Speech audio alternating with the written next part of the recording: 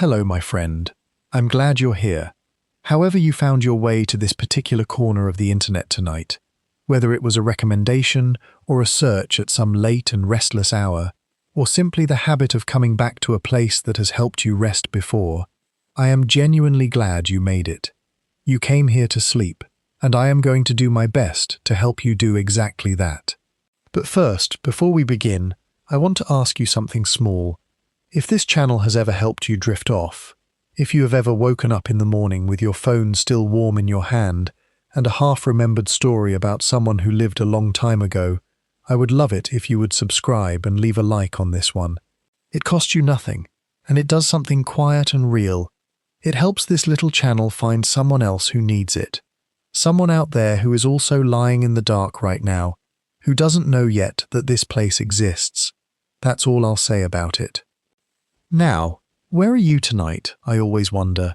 Are you in a bedroom somewhere in the Midwest of America, maybe Indiana or Wisconsin, with the specific kind of autumn chill that has just started to come through a window you left cracked open a little too long? Are you in a flat in Bristol or Leeds, rain doing its gentle, persistent work against the glass, the radiator making that small ticking sound it makes when the heat first comes on? Or are you somewhere in the southern hemisphere, a bedroom in Melbourne or Wellington, where it's moving towards summer, the night air warm and a little humid, the house finally quiet after a long day? Wherever you are, I am with you. Leave it in the comments if you feel like it. I genuinely read every one, and I find them more moving than I probably have any right to. Now, before we go anywhere, I want you to do something for me. If the lights are still up, dim them if you can, or just close your eyes. The light behind your eyelids will soften on its own in a few moments. Let your jaw unclench. You may not have noticed it was clenched. It probably was. Let it go slack, just slightly. Let your shoulders drop, not by trying to push them down, just by stopping holding them up. And your legs, let them go heavy. Let them be as heavy as they actually are. You don't have to hold them tonight. Nothing is required of your body right now except this, just to be still and warm and here. Comfortable? Good. Undersmar. Now, I want to be honest with you about something before we begin, because I think it changes everything about the story I am going to tell you tonight. We think we know Julius Caesar. The name alone does something. It brings a whole world with it. The Roman Forum, the Rubicon, the laurel wreath, the robe, the absolute confidence of a man who crossed a line that no general was supposed to cross, and dared history to argue with him. We think of someone who was not afraid, someone who had quite deliberately arranged himself so that the world would never have cause to think of him as someone who was afraid. That arrangement, that lifelong, careful, exhausting arrangement, is exactly what tonight is about. Because here is what I find genuinely fascinating. Here is the thing that history mostly skipped past in its rush to tell you about the battles and the speeches and the knife blades on the Senate floor. Julius Caesar was afraid of something specific, something he could not conquer, could not outmaneuver, could not write out of the record or charm away at a dinner, or simply decide, through the extraordinary force of his will, to stop being true. And he spent his entire life making sure you would never find out what it was. Tonight, I want to show you the gap, the quiet space between the man the world was meant to see and the man who lived inside that performance. Let me take you to Rome. The morning of the 15th of March, 44 BCE, begins the way most mornings in Rome begin, quietly, then all at once. Before the senators arrive, before the litters and the togas and the polished sandals on travertine, there is the smell of the city waking, wood smoke from the bakeries along the Argiletum, the particular sharp animal smell of oxen being led toward the temples, the faint sweetness of pine resin burning somewhere near the Capitoline Hill, where the night's last sacrificial fire has not yet fully gone cold. The Forum Romanum in early March holds a quality of light that is genuinely difficult to describe. Not the blunt gold of summer, not the grey of winter, but something tentative and clear, the light of a season that has not yet committed to itself. The stone of the temples holds the night's chill. The air is cool enough that breath would be faintly visible, And somewhere in this city, in a house on the edge of waking, one of the most carefully constructed men who ever lived is preparing to leave home for the last time. I want to begin there, not at the end exactly, but at the edge of it.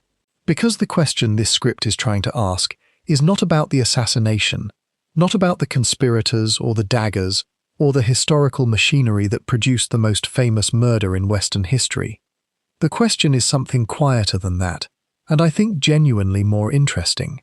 The question is, what was Julius Caesar afraid of? And the reason that question is worth spending a long night with is this. Caesar was, by any reasonable measure, the most deliberately self-constructed public figure of the ancient world. He managed his image with a precision that would not look out of place in a modern media operation. He wrote his own history. He controlled his own narrative. He built, across decades, a persona of absolute, unconditional, almost supernatural fearlessness. And so the gaps in that persona, the places where the architecture shows a stress fracture, where the man inside the monument becomes briefly visible, those gaps deserve very careful attention. This is not a general portrait of Julius Caesar. There are many of those, and several of them are excellent. The biographer Adrian Goldsworthy's Caesar, Life of a Colossus, published in 2006, remains one of the most thorough accounts available, and I'll return to Goldsworthy's work throughout this script. What this is, instead, is a portrait of private terror inside a public life of performed fearlessness, and I find that a genuinely moving thing to sit with. Let me place you in the world first. Rome in 44 BCE is a city of perhaps 800,000 people, some estimates go higher, and it smells and sounds the way you would expect 800,000 people living without modern sanitation to smell and sound. The Tiber runs brown and slow to the west. The streets of the Suburra, the great commercial district, are narrow enough that two loaded carts cannot pass each other, and they are loud with argument and commerce from before dawn. Hawkers, cobblers, the rhythmic knock of fullers stamping cloth in vats of stale urine, the smell of bread and the smell of rot, often within the same block. But the Rome that Caesar moved through was also a city of marble and ambition, of carefully tended public image, of colonnades and temples that were designed to make individual human beings feel appropriately small. And Roman public life, particularly at the level Caesar occupied, was conducted according to a set of social codes so precise and so deeply internalized that violating them, even accidentally, was genuinely dangerous. To be seen to lose composure, to be seen to flinch.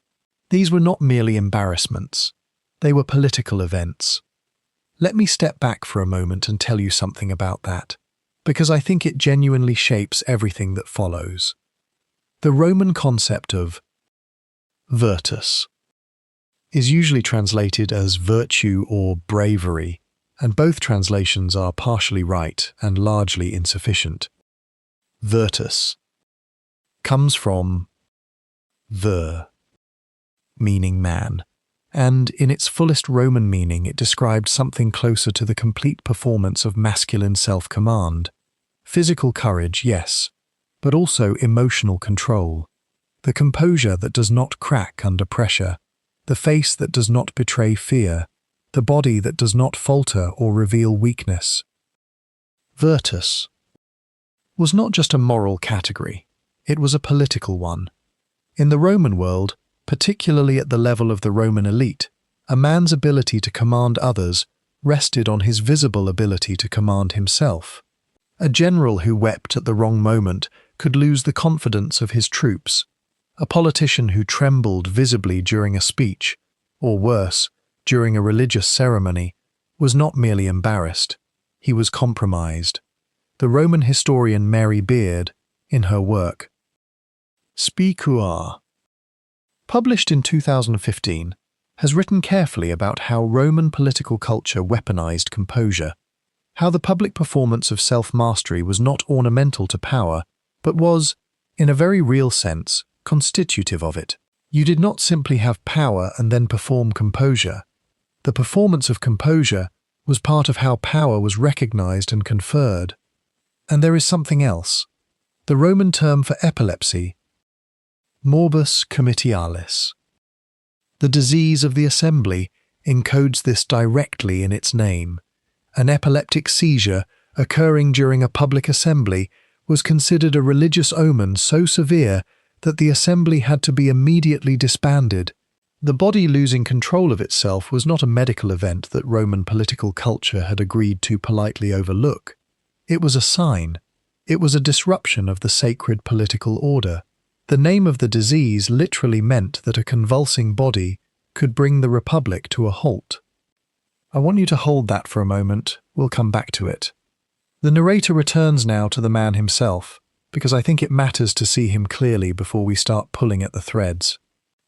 Gaius Julius Caesar, born in the traditional dating to 100 BCE, though some scholars have argued for 102, was tall by Roman standards. The ancient sources generally describe him as lean and somewhat above average height, with dark, keen eyes and a complexion that Suetonius, writing in his De Vita Caesarum, around 121 CE, describes as fair. He was, by all accounts, possessed of extraordinary physical energy. He was famously abstemious in his personal habits. He ate and drank carefully.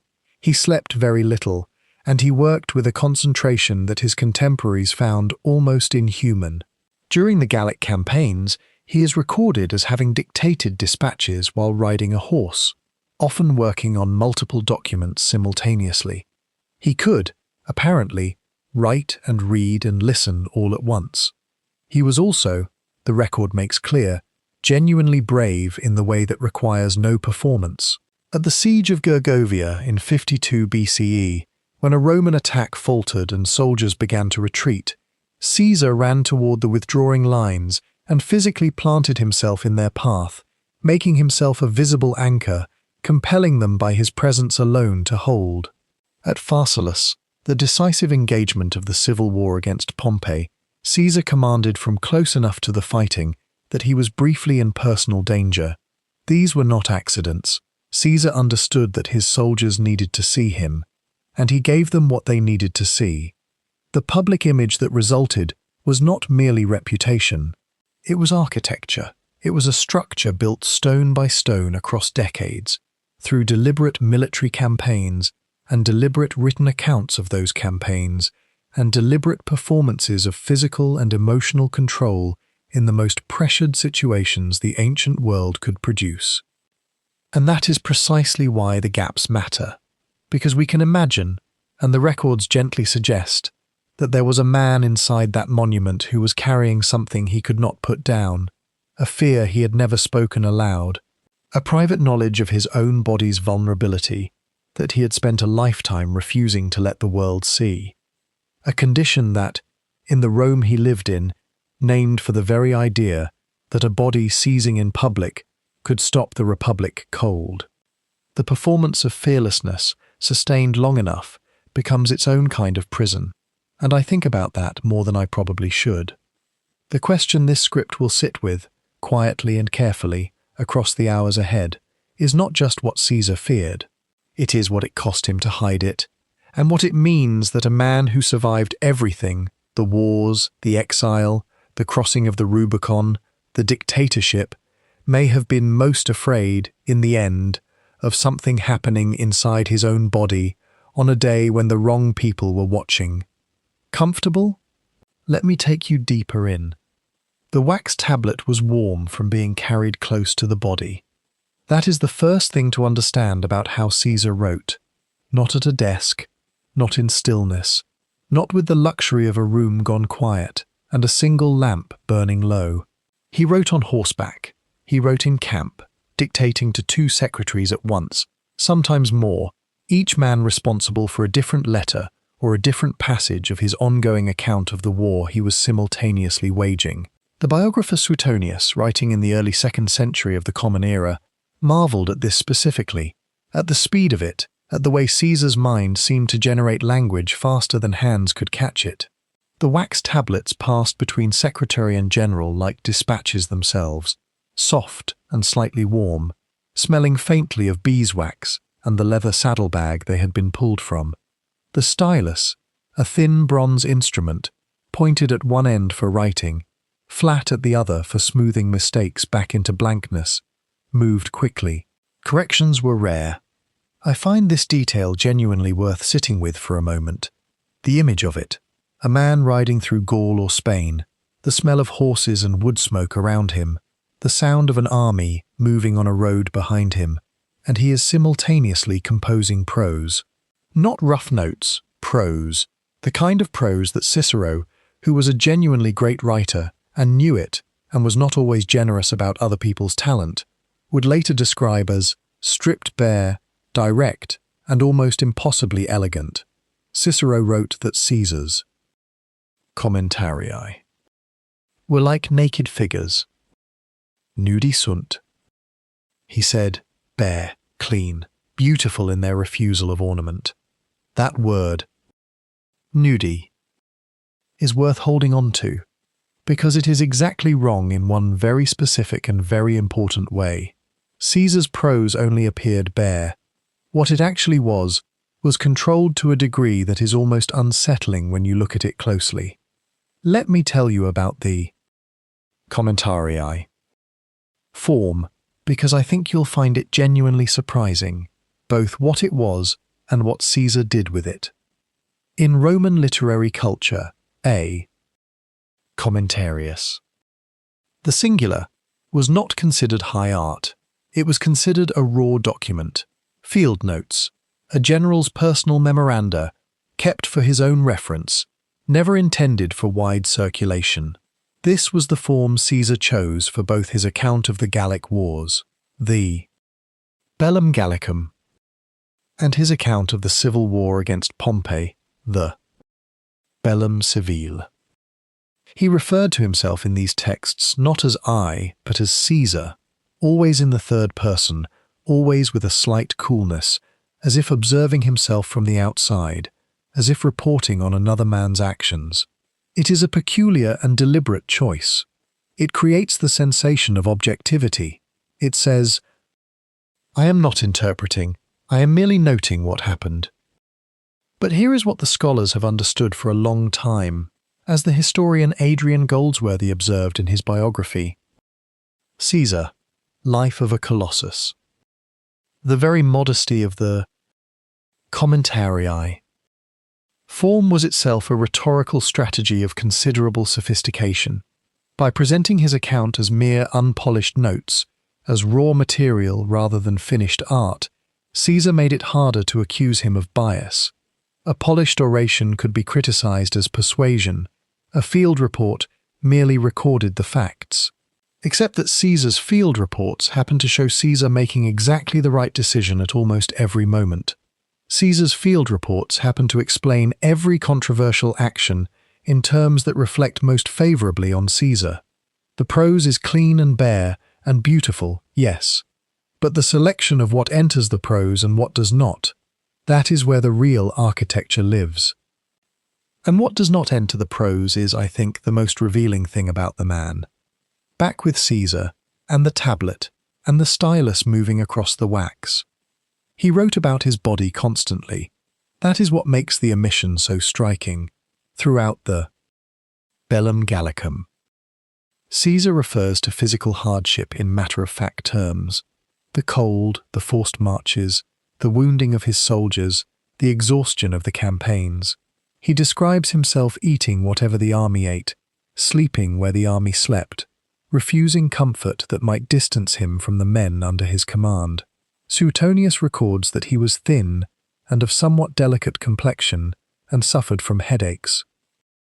Capitis dolore, a phrase that appears several times in various ancient accounts. He wrote about wounds received in battle. He wrote about illness in the ranks.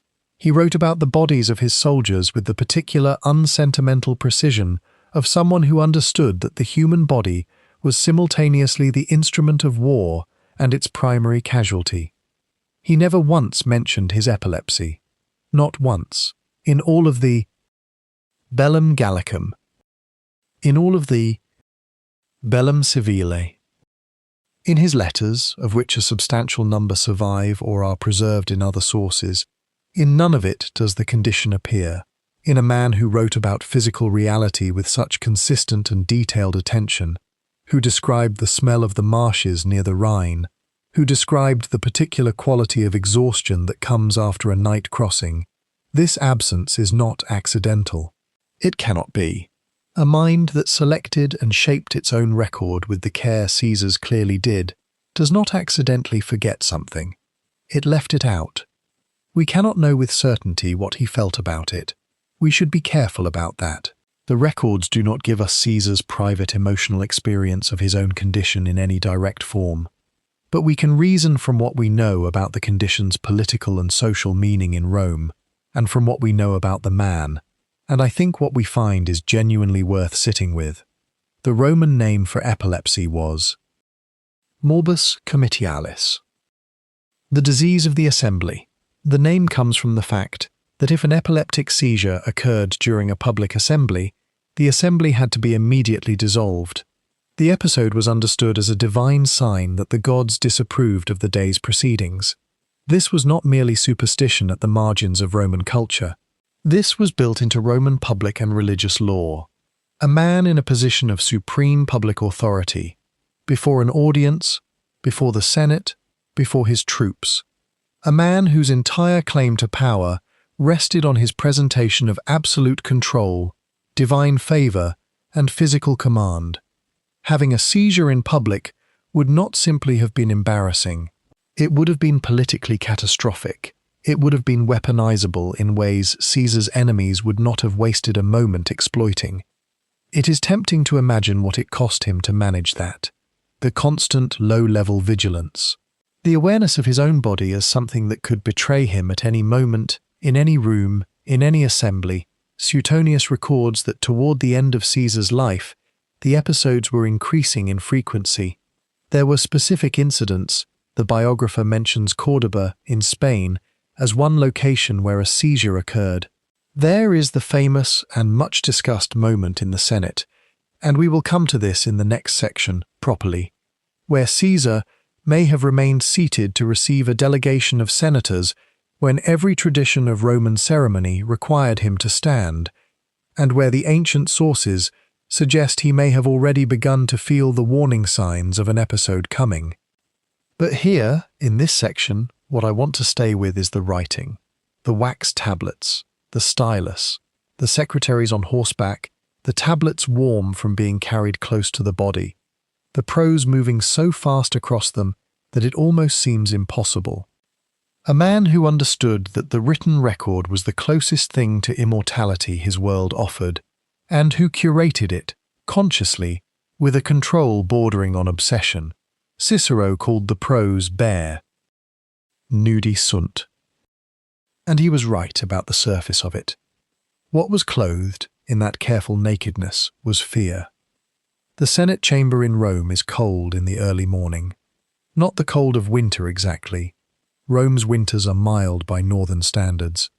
But the cold of stone that has never quite warmed, of marble that holds the night inside it long after sunrise. The floor of the Curia, or whichever temporary chamber the Senate convened in during those years of construction and reconstruction, would have been hard underfoot, smooth, the kind of surface that conducts chill upward through the soles of sandals and into the legs.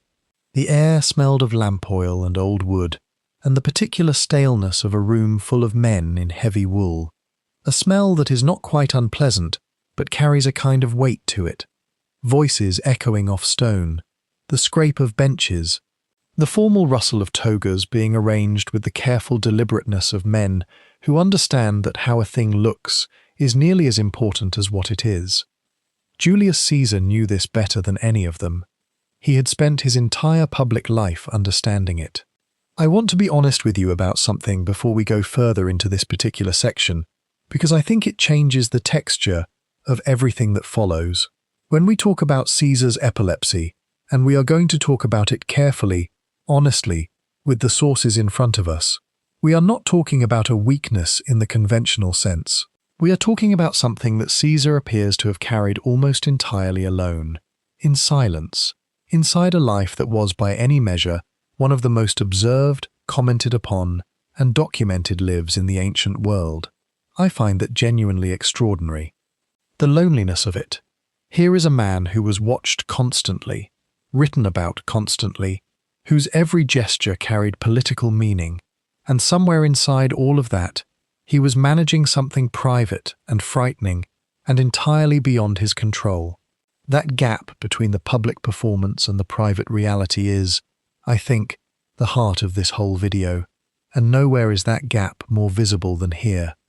The Roman term for epilepsy was morbus comitialis, the falling sickness, and I want to stop there for a moment because I think the name itself is worth sitting with. Let me tell you about morbus comitialis, because I think you will find it genuinely surprising, not just medically but politically. The word comitialis comes from comitia, the Latin word for the public assemblies in which Roman citizens gathered to vote, to hear laws read aloud, to conduct the formal business of the Republic. These assemblies were sacred occasions in the Roman religious sense. They operated under divine sanction, and anything that interrupted them was understood to be a sign from the gods that the business must stop. A lightning strike, an unfavorable bird sighting, and a seizure, an epileptic episode occurring during a comitia, was not simply a medical event. It was a divine omen requiring the immediate dismissal of the assembly. The whole proceeding, the voting, the debate, the legislation, everything stopped. Everyone went home. The gods had spoken. Think about what this means for a moment. The Romans encoded political catastrophe directly into the name of the disease. Morbus comitialis, the sickness of the assembly. Not because epilepsy was shameful in the way later cultures would frame it, though stigma certainly existed, but because a seizure in public carried with it the power to undo civic life entirely, to halt the machinery of the Republic, a dictator who suffered. Morbus comitialis. In a session of the Senate would not merely be seen as weak, he would be seen as a bad omen. His body, in that moment, would be read as a message from the divine, and the message would not be one he could control or revise. Back to Caesar now, and what this meant for him personally. The evidence for Caesar's epilepsy is genuinely strong, though like most things in ancient history it requires some care. Suetonius, writing in De Vita Caesarum, around 121 CE, so roughly a century and a half after Caesar's death, states explicitly that Caesar was subject to the falling sickness. He notes seizures occurring at Cordoba in Spain during Caesar's campaigns there, and he records that toward the end of Caesar's life, the episodes were increasing in frequency. Plutarch, writing his Life of Caesar, at roughly the same period, also records the condition and similarly associates its worsening with Caesar's final years. The historian Adrian Goldsworthy, in his biography, Caesar, Life of a Colossus, published in 2006, treats the evidence as credible, while noting that we should be careful with ancient diagnostic categories. The Roman understanding of morbus comitialis was broader than our modern clinical definition of epilepsy. It may have included other neurological episodes, other kinds of loss of control, but Goldsworthy does not dismiss the diagnosis. He takes it seriously as a genuine feature of Caesar's life, particularly in its later stages. What is harder to establish with certainty, and here is where the history becomes genuinely interesting, is the specific incident in the Senate that some ancient sources appear to describe. Suetonius records that there was an occasion on which Caesar failed to rise when the Senate came to present him with honours. The senators approached him in a body, bringing decrees and distinctions, and Caesar remained seated. This was an extraordinary breach of Roman protocol. It was the kind of thing that senators remembered and recorded and talked about, and they did. Some accounts suggest Caesar offered a later explanation, that he had been unwell, that the condition had come upon him and he had been unable to stand without risk. Suetonius himself notes that Caesar's friends suggested afterward that he had stayed seated precisely to avoid a seizure. We cannot know for certain whether this is what happened. The sources are not consistent, and the incident has been interpreted in multiple ways. Some historians have read it as deliberate arrogance, a calculated display of his power, his willingness to treat even the Senate as subordinate. That reading exists, but Goldsworthy and others have argued that the explanation of illness is at least equally plausible, and that the particular choice Caesar made, to stay seated rather than rise and risk collapse, reveals something true about the private calculations he was making constantly. I think about this image more than I probably should. Caesar, in that chamber, cold marble underfoot, the smell of lamp oil and wool, and the particular tension of a room full of senators watching him. Feeling perhaps the early warning that those who live with epilepsy sometimes describe, a strange interior shift, a change in perception, an awareness that something is beginning that cannot be stopped, and choosing, in that moment, not to stand, choosing the appearance of arrogance over the reality of collapse. The political calculation running beneath the physical one, which of these two things can I survive?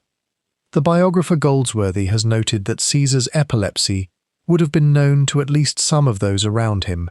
You cannot entirely hide a condition like this from people who live and travel and campaign alongside you.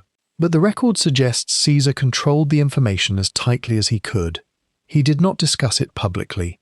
He did not include it in his own writings. The Gallic Wars. The Civil War. Those meticulous first-person accounts of his military campaigns, which are, among many other things, monuments to the project of self-construction, detailed records of Caesar's own competence and decisiveness and physical endurance. The body in those texts is always reliable, always performing. We can imagine, and here the historian's imagination is all we have, what it cost to maintain that. To write yourself as fearless and decisive and bodily in command, while living inside a body that could, without warning, remove all control entirely. To campaign through Gaul and Spain and Egypt and Africa, and know that any morning, any public moment, the floor could come up to meet you and there would be nothing to do but fall. That is not a small thing to carry, not in private, and certainly not in the Senate, on cold marble, with the lamps burning and 80 senators watching, and everything you have built depending on what your body does next. The laurel wreath was made from the actual leaves of an actual plant. I want you to hold that in your mind for a moment, because I think we have spent so long looking at the marble busts, the white ones, the cold and permanent ones, Caesar rendered in stone with the crown already part of him, already fused to the image, that we forget the thing itself had a smell, dry and slightly bitter, vegetal in a way that must have sharpened on warm days, when the oils in the leaves released into the Roman air. The stems were woven together, under tension, and if you pressed a thumb against one of the leaves, the waxy surface gave slightly before it sprang back. It sat against the forehead with a particular pressure. Not heavy exactly, but present. The kind of pressure that, after a few hours, you would stop noticing with your conscious mind, but that your skin would go on noticing regardless. The Senate awarded Caesar the right to wear his laurel wreath at all times, at all public occasions, at all ceremonies, triumphs, appearances, moments of state business conducted in the forum or the temples or on the steps of any building where Romans gathered to watch the machinery of their republic at work. This was framed and received as one of the great honors of his late career, a visible marker of distinction, a sign that here walked a man elevated above the ordinary field of Roman public life. And I want to be honest with you about something. I think it was that. I genuinely do. The honor was real, and Caesar understood it as an honor, and he accepted it as such. But Suetonius, writing in his Lives of the 12 Caesars, in the early 2nd century CE, includes a detail so specific, so unguarded in its human smallness, that it has stayed with me since I first encountered it. Suetonius notes that of all the honors the Senate voted Caesar during his dictatorship, the one he was most pleased to use, the one he made most consistent use of, was precisely this right to wear the laurel wreath at all times. And then Suetonius tells us why. Caesar, he writes, was deeply distressed by his baldness. He regarded it as something close to a disfigurement. He combed his remaining hair forward from the back of his head in a style that contemporaries noticed and apparently found somewhat ridiculous, and he welcomed any opportunity to cover it. The man who had crossed the Rubicon, who had walked through the breach at Alesia, who had governed Rome with the concentrated authority of a monarch while carefully maintaining the vocabulary of a republican magistrate, was quietly devastated by his receding hairline. I find this genuinely moving, not in a diminishing way, in the way that a small crack in a very large wall is moving, because it tells you the wall is real, that it was built by human hands and holds the weight of everything behind it, and has its limits, and its vulnerabilities, and its private places where the stone has shifted. Let me step back for a moment and tell you something about the Roman world this detail is embedded in, because I think it will make the detail sharper rather than softer, and I think you will find it genuinely surprising. In the Roman world, especially in the world of the Roman aristocratic elite that Caesar spent his life performing for and performing within, physical appearance in a public man was never simply personal. It was always political. It was always legible. The Roman theorists of oratory and public conduct, Cicero prominent among them, wrote at length about how a man carried himself, how he dressed, how he groomed, what his posture communicated, what the state of his hands and face and hair said to the assembled crowd before he had opened his mouth to speak. The body was an argument. The body was a text that Romans trained themselves to read. There were broadly two permitted types for a Roman man of standing. The fastidious aristocrat, precise in dress, carefully groomed, attentive to his presentation, was legible as a man who understood his place in a social order that valued form and discipline. And the unkempt philosopher, the man who wore rough cloth and let his beard grow long and his hair go uncombed, he too was legible, but as a figure who had ostentatiously placed himself outside that social order, whose dishevelment was itself a kind of statement about where his real priorities lay. What was not permitted, or at least not without notice and commentary, was something in between, a man who was. 2. Attentive to his appearance, who fussed, who arranged things with a self-consciousness that crossed some invisible Roman line into what the moralists would have called molitia. Softness, effeminacy, an excessive vanity that signalled a disordered interior. Caesar walked very close to this line and knew it. Suetonius notes that he was particular about depilating his body hair, that he wore his toga in a distinctive loosely belted style that others found unusual, that he was in general fastidious about his presentation in ways that contemporaries observed and filed away. Marcus Calpurnius Bibulus, his co-consul in 59 BCE, and one of his more reliably hostile observers, reportedly called him a queen. The insult was political as much as personal. It was an attempt to make Caesar's attentiveness to his body into evidence of something disqualifying. And so Caesar operated inside a very narrow corridor. He had to attend to his presentation, because the presentation of a Roman public man was itself a form of argument, a form of authority, while not attending to it so visibly that the attending became the story. The laurel wreath solved a problem that lived inside that narrow corridor. It covered what he wanted covered, and it did so under the legitimating shelter of a senatorial honor, which meant the covering was itself a form of distinction rather than a form of vanity. Back with Caesar now, and with that wreath pressing against his forehead, in the particular light of whatever Roman morning you choose to imagine him in, the biographer Adrian Goldsworthy, in his 2006 study, Caesar, Life of a Colossus, which remains one of the most thorough and careful modern assessments of the primary sources, notes that the image Caesar projected throughout his life was one of almost deliberate effortlessness.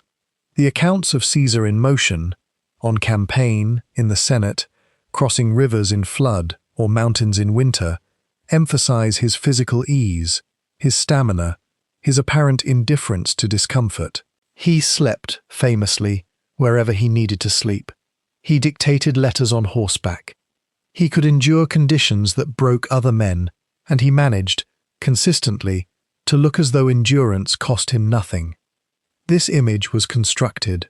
It was carefully made, and the construction required that certain things stay invisible.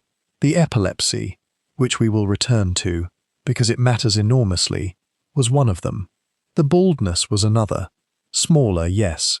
Less medically consequential, obviously, but belonging to the same category of concern. The body as a potential betrayal, the body as something that could undermine the image if not carefully managed, the body as a site of vulnerability in a life that was built on the performance of invulnerability. We cannot know, of course, what Caesar actually felt when he looked at his own reflection, and the Romans had polished metal mirrors that gave back a dim, wavering image, warmer in tone than glass, less precise, which is its own interesting detail, that even his own face came back to him slightly softened and uncertain. We cannot climb inside that private moment, but we can notice, as the historian Mary Beard has gently suggested in her work on Caesar and his self-presentation, that the distance between the public Caesar and the private Caesar was a maintained distance. It required effort. And the laurel wreath, the leaves dry and slightly bitter against his forehead, the woven stems holding their tension, the cool feeling of covered skin beneath, was one of the small daily instruments of that maintenance.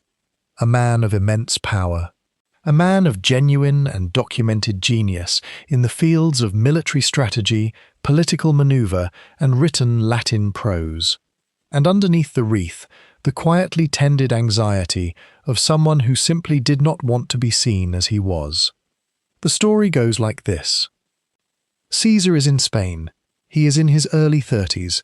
The exact year is debated, with some accounts placing this around 68 BCE, during his quaestorship in Hispania Ulterior, and others suggesting a slightly different posting, but the broad details are consistent across the ancient sources. He is inside a Roman administrative building, the kind of provincial government space that would have smelled of dust and papyrus, and the particular dry warmth of the Spanish interior, where olive trees stand silver-grey outside the windows, and the light in the afternoon comes in at a low, amber angle across stone floors. And he stops. In front of a statue of Alexander the Great, he stops, and he weeps. Plutarch is our primary source for this moment, and I want to be honest with you about the degree of certainty here, because it matters. Plutarch is writing more than a century after Caesar's death, and the story has the quality of a famous anecdote, the kind that circulates and smooths itself with each telling until it arrives at a particular shape, almost too perfect to be entirely literal. It may be exactly as reported, it may be a compression of something more complex. What historians generally agree on is this. The story was known in antiquity. It was attached to Caesar specifically and not to any other Roman general, and its emotional logic is consistent with everything else we know about him. Whether or not he wept in front of that particular statue on that particular afternoon, the feeling the story describes, that is credible. That, the record suggests, was real. What Plutarch tells us is that Caesar, confronted with the image of Alexander the Great, was struck by the thought that Alexander, at the age Caesar had then reached, had already conquered the known world, and Caesar had done, what? Administered a province, written some decent speeches, won some minor political contests. He was, by any reasonable measure, a successful young Roman official with a promising future, and he found that insufficient. Not slightly disappointing, not a quiet, passing shade of regret. Insufficient. Deeply, genuinely insufficient. The kind of insufficiency that produces tears. I find this detail genuinely moving, because what you are watching, in that cool Spanish room, in that particular stillness that gathers around a man who has stopped without meaning to, is not weakness. It is something stranger and more interesting than weakness. It is a man confronting the full, uncomfortable weight of his own ambition, and realizing, perhaps for the first time with this kind of clarity, that his ambition does not have a ceiling, that there is no achievement that will make the comparison feel settled, that the measuring stick he has chosen for himself is made of a material that cannot be satisfied. That is not a comfortable thing to know about yourself. Let me step back for a moment and tell you something about Alexander the Great's place in the Roman imagination, because I think you'll find it genuinely surprising, and because without it the weight of this scene doesn't quite land the way it should. Alexander was not, for educated Romans of Caesar's era, a figure of distant historical interest. He was something closer to an obsession. He was the standard against which military greatness was measured, not admired in the way you might admire a painting, but used, actively and constantly, as a unit of comparison. Roman generals sought to be compared to him. They sought to be seen walking in his footsteps, sometimes literally. Pompey, Caesar's great rival, had adopted the surname Magnus, the Great, partly in conscious echo of Alexander, and had visited Alexandria and made careful, politically significant gestures of reverence toward the Ptolemaic dynasty that Alexander had founded. There is historical debate about whether Caesar himself ever visited Alexander's tomb in Alexandria during his time in Egypt with Cleopatra. Some ancient accounts suggest he did. Others are silent on it. The biographer Adrian Goldsworthy, in his comprehensive 2006 Life of Caesar, treats the question with appropriate care. It is plausible, he suggests, but not certain. What is certain is that Alexander's tomb was one of the great pilgrimage sites of the ancient Mediterranean.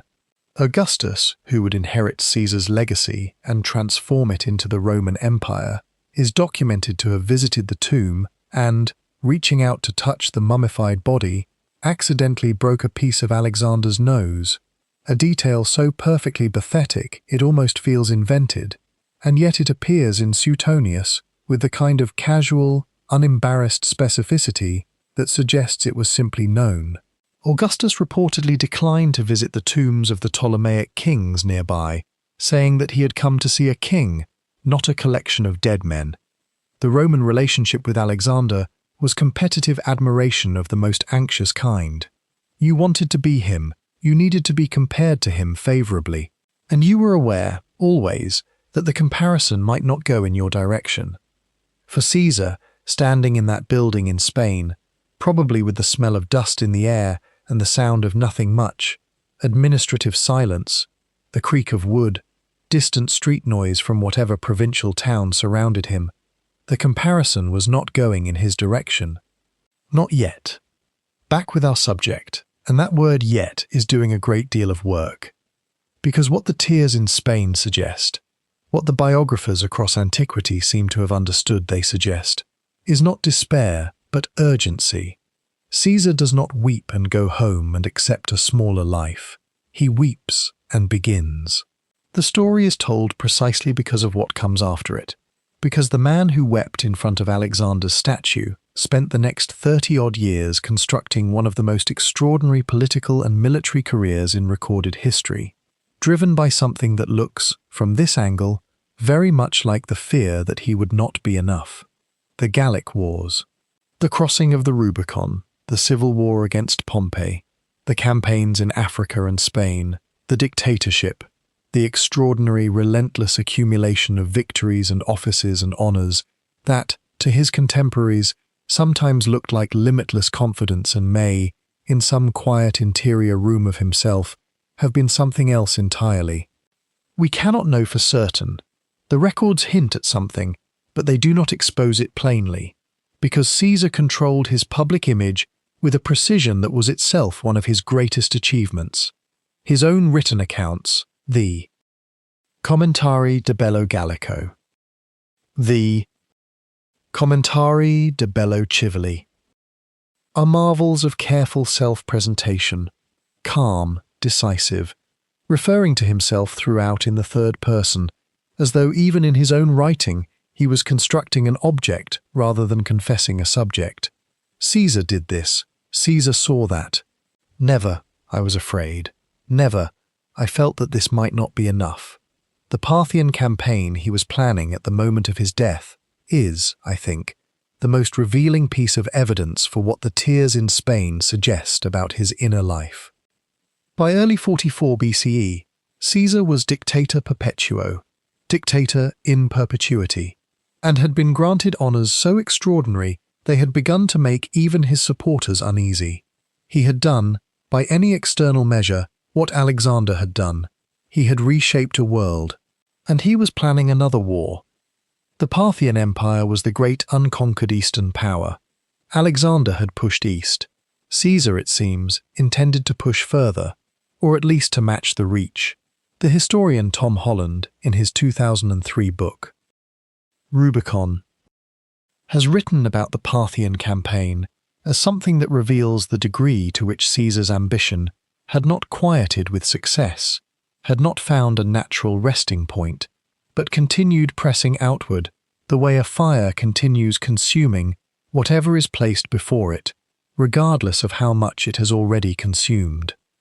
It is tempting to wonder whether, in some private moment in those final months, sitting in the particular lamplight of a Roman evening, the smell of burning oil in the air, the sound of the city softened by walls, Caesar felt the ghost of that younger man in Spain, the one who stood before a statue and found himself, unexpectedly, weeping, the one who had set the measuring stick at Alexander's height, and then spent a lifetime straining toward it, and who may, even at the peak of everything, have felt the measuring stick still just slightly beyond reach. The private grief of a man who has achieved almost everything and still feels, in some quiet corner of himself, that it is not enough, and who cannot say this to anyone. That is one of those fears that leaves no direct record, because you cannot admit it, because admitting it would mean confessing the wound beneath the armour. And Caesar, above almost everything else, did not confess. The room where Caesar kept his most private documents was not large. That is one of the things worth noting, I think, when you try to imagine the scene. Not a grand chamber, not the kind of space that announces its own importance. The private study of a Roman house of the period was often modest by design, tucked away from the atrium and the tablinum, where the public business of life was conducted. The walls would have been plastered smooth, perhaps painted in the warm ochres and deep reds that archaeology has since recovered from houses of this period in Rome and Pompeii, colours that absorbed rather than reflected light, that made a room feel enclosed, interior, private. A lamp burning oil of some kind, probably, in the hours after dark, throwing a small, warm radius against the dark. The smell of that oil, slightly smoky, slightly animal, and underneath it, if you leaned close enough to the wooden writing table, the smell that never quite left a room where documents were kept, papyrus, dry and slightly sweet, and ink, specifically the carbon black ink that Roman scribes and writers used, made from soot and gum arabic, which dried to a particular fixed density and left a faint metallic undercurrent in the air. Somewhere on that table, at some point in the last months of his life, there would have been a document. We do not know exactly when Caesar revised or completed his will. We know it existed, it was kept, as Roman law required, with the Vestal Virgins, that extraordinary institution that served among other functions as a kind of sacred archive for the most important private documents of Rome's most powerful men. We know that after Caesar's assassination on the 15th of March, 44 BCE, the will was retrieved and read, and that its contents changed the course of Western history in ways that even Caesar himself could not fully have anticipated. But in the months before, in those late winter mornings when the light came in thin and pale through the opening in the roof of the atrium, when the city was already awake and audible, the distant sound of cartwheels on stone, the calls of vendors moving through the streets below the Palatine, Caesar held the knowledge of what that document contained. He held it quietly, he told almost no one. The will named Gaius Octavius, his great-nephew, a young man of 18, slight, frequently ill, not yet the formidable figure history would make him, as his primary heir and posthumously adopted son. I find this detail genuinely difficult to move past quickly, and I don't want to, because there is something in the act of writing that name down, in making that choice, in sealing it away with the Vestals and telling almost no one, that speaks to a kind of private reckoning that Caesar's public self almost never permitted.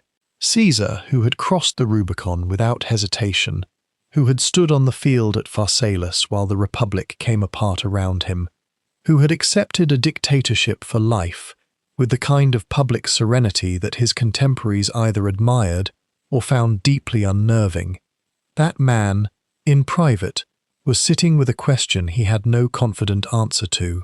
What comes after? Let me step back for a moment and tell you something about Roman inheritance law, because I think it will help you understand just how much weight Caesar was carrying in that room, and I think you will find it genuinely surprising how political a document a Roman will could be. In the late Republic, the written will, the testamentum, was not simply a mechanism for distributing property. It was one of the primary instruments of political and social continuity. A Roman aristocrat who died intestate, without a will, risked something close to social catastrophe for his family. Debts uncollected, clients without a patron, political alliances suddenly without their anchor. The will named not just heirs but the entire structure of obligation and relationship that would survive the testator. And for a man in Caesar's position, a man who by early 44 BCE had accumulated powers, titles, and political relationships of almost incomprehensible complexity, the will was something more than private. It was a constitutional act, almost. It was the nearest thing Rome had, in the absence of any formal mechanism for succession, to a plan for what came next. The practice of testamentary adoption, naming someone as your heir and simultaneously, by the terms of the will, adopting them as your son, was a well-established Roman legal mechanism. It was not unusual, but the stakes in Caesar's case were without precedent, because Caesar himself was without precedent. The historian Adrian Goldsworthy, in his biography, Caesar, Life of a Colossus, has noted that the Roman Republic had no framework for the kind of individual supremacy Caesar had accumulated. There was no template for what happened when the man holding all of that power died.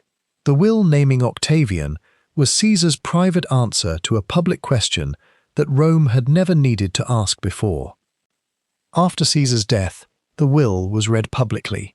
Suetonius records that the crowd gathered at his funeral, already volatile, already grieving and angry in the particular dangerous way that Roman crowds could be, was further inflamed by the terms.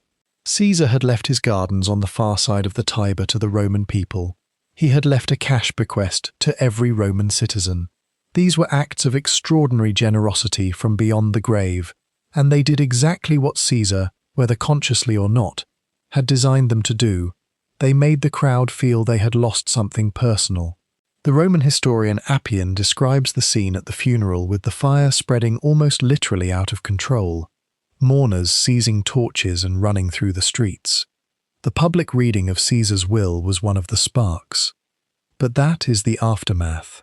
Back in the room, in the lamplight, with the ink drying on papyrus, the question I keep returning to is what Caesar himself felt about Octavian as a choice. We cannot know for certain. The private letters and journals that might have told us, if they ever existed in any candid form, are gone. What we can say is this: Caesar had spent real time with the young Octavian. He had sent him to study military matters in Macedonia, in preparation for the Parthian campaign Caesar was planning, a campaign of extraordinary ambition that Caesar would never live to begin. The biographer Anthony Everett, in his study of Augustus, has written about the particular difficulty of reading the relationship. It was genuine enough that Caesar made the choice he did, but Octavian was 18 years old, untested, and constitutionally fragile in health. This was not an obvious heir. And there is another absence in the room, one that I think deserves to be named directly, because it is perhaps the most emotionally legible thing in this entire story. Caesar had a son, or at least one child who may have been his son, Caesarion, born to Cleopatra, living in Egypt, not yet 4 years old in early 44 BCE. The circumstances of Caesarion's birth and his parentage were openly discussed in Rome, not without controversy. Caesar never formally acknowledged him as his heir. He could not. The child was not a Roman citizen by birth under Roman law, and the political difficulties of naming the child of a foreign queen as the successor to Rome's most powerful man would have been, to put it carefully, considerable. The records suggest nothing definitive about how Caesar felt about this child, but it is tempting, I think, to wonder whether the presence of Caesarion, somewhere on the edge of Caesar's thoughts, made the choice of Octavian feel less like a solution and more like a workaround. A great-nephew in a sealed document, a young man who was capable, perhaps, but untested. The heir Caesar had, rather than the heir Caesar might have imagined in some other life. Outside the Palatine, the cartwheels moved on the stone. The city breathed its vast, indifferent breath. The lamp threw its small circle of light against the dark. And somewhere inside that circle, a man who had never publicly admitted to fear sat with the one question his courage could not answer, whether what he was building would hold, after him, in hands he could not quite trust to be strong enough. The Forum Romanum in the early months of 44 BCE smelled of cut stone. This is not a metaphor. It was a literal physical fact of daily life in Rome during those final months of Caesar's dictatorship. The particular chalk and mineral smell of freshly quarried limestone being shaped and set into place. The grit of construction dust that settled on togas and on market stalls and on the lips of people walking through the city's ancient centre. Caesar had projects underway everywhere. The Basilica Julia being rebuilt and expanded. The new Forum of Caesar, with its gleaming temple of Venus Genitrix, the goddess from whom the Julian family claimed descent. There were plans for a new theatre, plans for a temple to Mars, plans that the historian Suetonius records with a kind of breathless catalogue, draining the Pomptine marshes, cutting a canal through the Isthmus of Corinth, straightening the Via Flaminia. The sounds of hammers on stone rang through the Forum almost continuously. Something old was being dismantled. Something new was being built in its place. And Caesar, at the centre of all of it, was working at a speed that even his admirers found difficult to follow. I want to sit with that for a moment, because I think this particular image, a man surrounded by the dust and noise of construction, remaking the physical landscape of Roman power at extraordinary pace, is one of the most revealing images we have of what Caesar may have been carrying privately in those months. The biographer Adrian Goldsworthy, whose 2006 work, Caesar, Life of a Colossus, remains one of the most thorough modern accounts we have, has described the sheer legislative and administrative output of Caesar's final dictatorship as almost without parallel in Roman history. He was passing laws, restructuring institutions, founding colonies, reforming the calendar, rewriting the composition of the Senate, all of it compressed into a window of time that feels, in retrospect, almost frantic. Mary Beard, in Spee, has noted the same quality. Caesar, in 44 BCE, was a man reordering Rome at a pace that made systematic constitutional planning essentially impossible. Rubicon uses a similar observation to point towards something that I find genuinely haunting. There was no coherent vision for what Rome would look like after Caesar, not after his death, after him as a political fact, as a structure of power, as a thing that needed, eventually, a form. He had destroyed the Republic. He almost certainly knew he had destroyed the Republic, and he had no finished plan for what would replace it. Let me step back for a moment and tell you about something I have been saving, because I think you will find it genuinely extraordinary. It is one of the most lasting things Caesar ever did. and it is something we still live inside today, almost without thinking about it. In 46 BCE, Julius Caesar reformed the Roman calendar. The existing Roman calendar, the Republican calendar, was a lunar system that had, over centuries of misuse, political manipulation, and simple neglect, drifted so far out of alignment with the actual solar year that it had become functionally incoherent. Roman magistrates had the power to intercalate, to add extra days or months to the calendar, and this power had been used and abused for so long that by 46 BCE, the Roman calendar was approximately 3 months out of alignment with the actual seasons. Farmers and administrators and priests were navigating a system that bore almost no relationship to the natural world it was supposed to describe.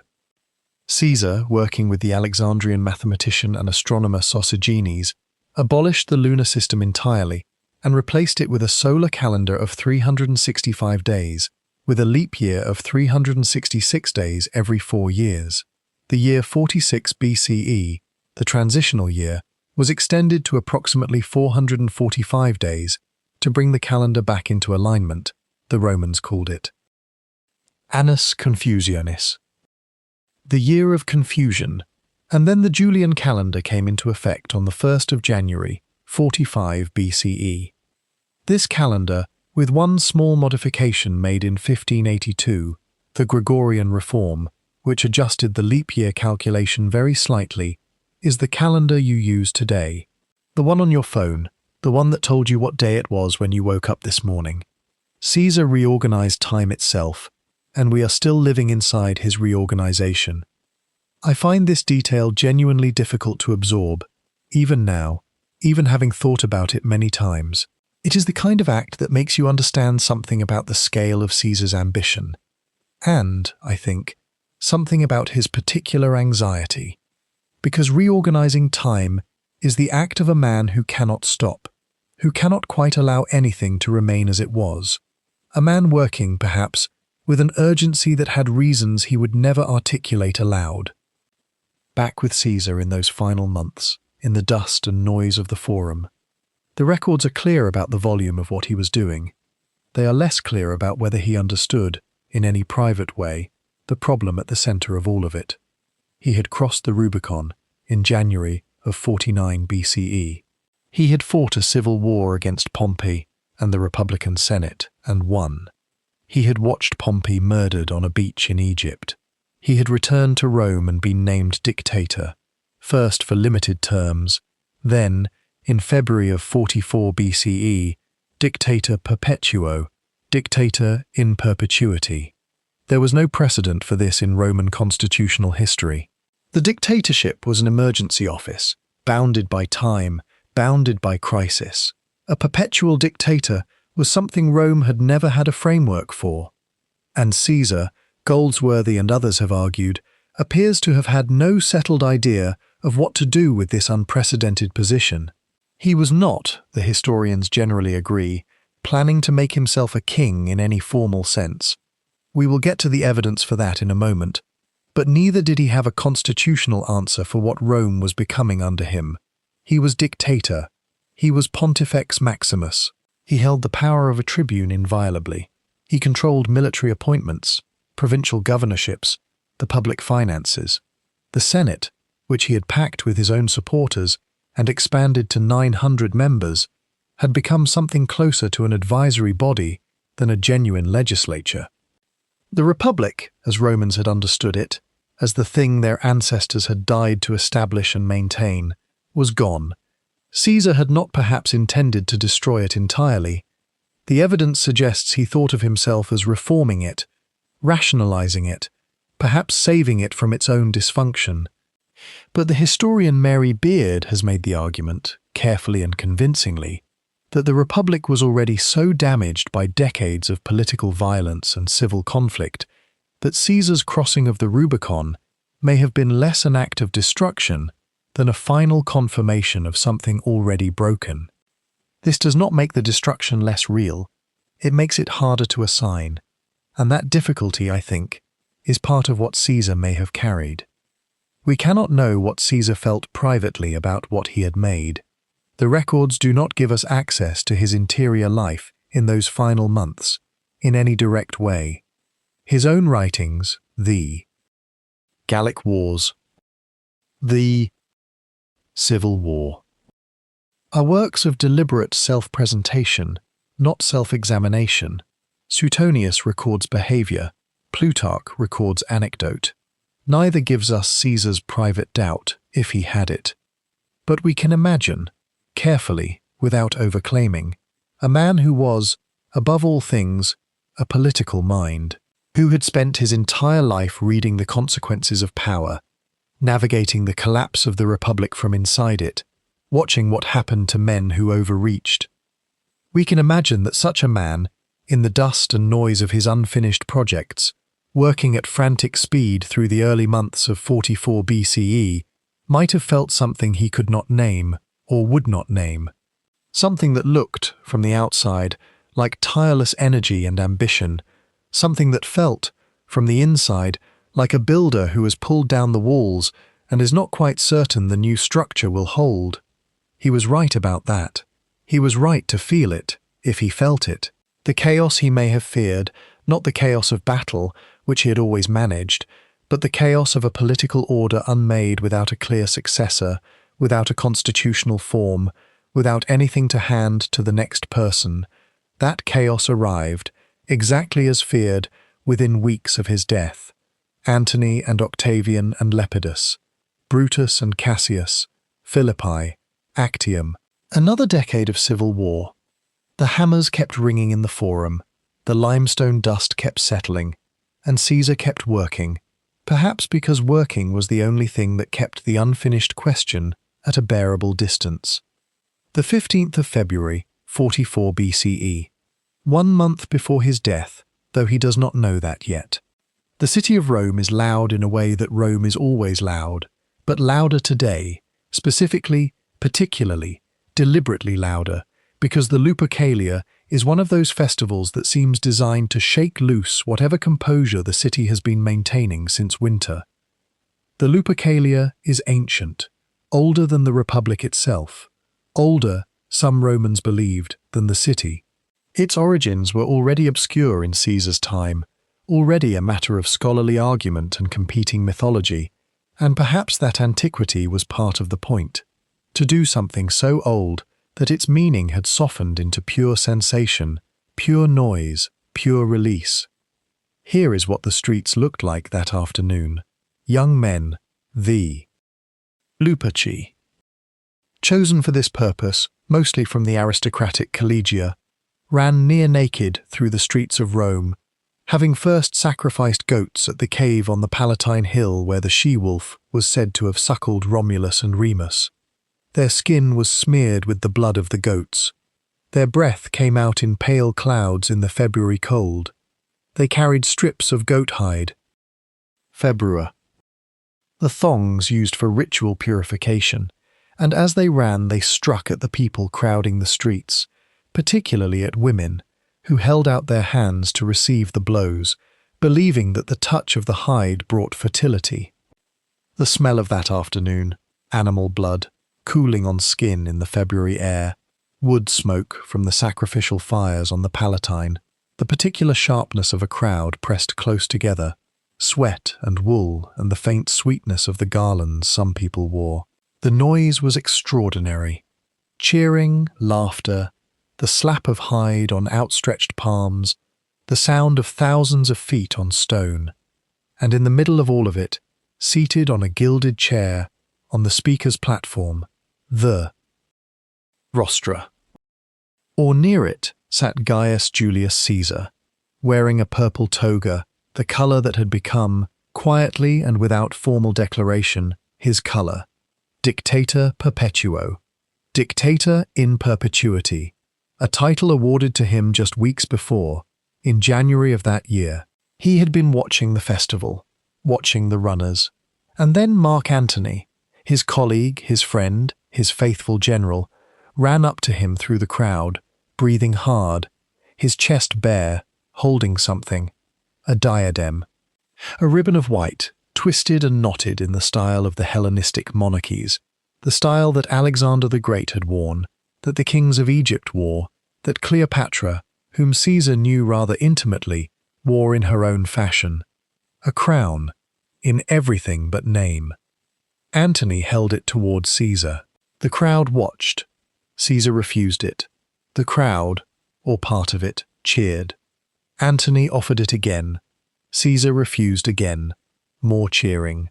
A third time. A third refusal.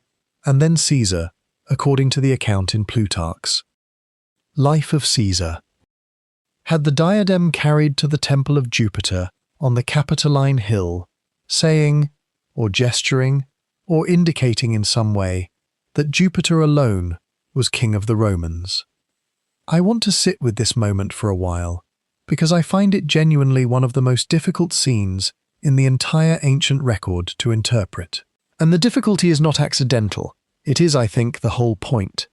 The standard reading, the reading that was already being offered within weeks of the event, by people who were there, was that the refusal was theatre, that Caesar and Antony had staged the scene specifically to test whether the crowd would accept the offer of kingship, and when it became clear they would not, Caesar had declined gracefully, giving himself the credit for refusing, while still having floated the possibility. It was, on this reading, a piece of political calculation so precise it almost becomes impressive.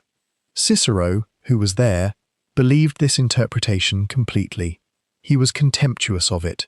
He wrote about it in the Philippics, his great series of speeches attacking Antony after Caesar's death, with the particular fury of a man who feels he has watched a conjuring trick performed in his face and cannot quite prove the mechanics of it. But I want to tell you honestly, I am not entirely sure Cicero was right, and I do not think the historians who have studied this most carefully are sure either. Adrian Goldsworthy, in his biography of Caesar, notes that the episode is genuinely ambiguous, that we cannot be certain whether Caesar was testing the waters, or genuinely horrified by the offer, or something stranger and more complicated than either. The classicist Mary Beard, in her writing on this period, has also resisted the simple "it was theatre" interpretation, pointing out that Caesar's face in that moment, the discomfort that the ancient sources describe, is not easy to explain away. Let me step back for a moment and tell you something about the word rex.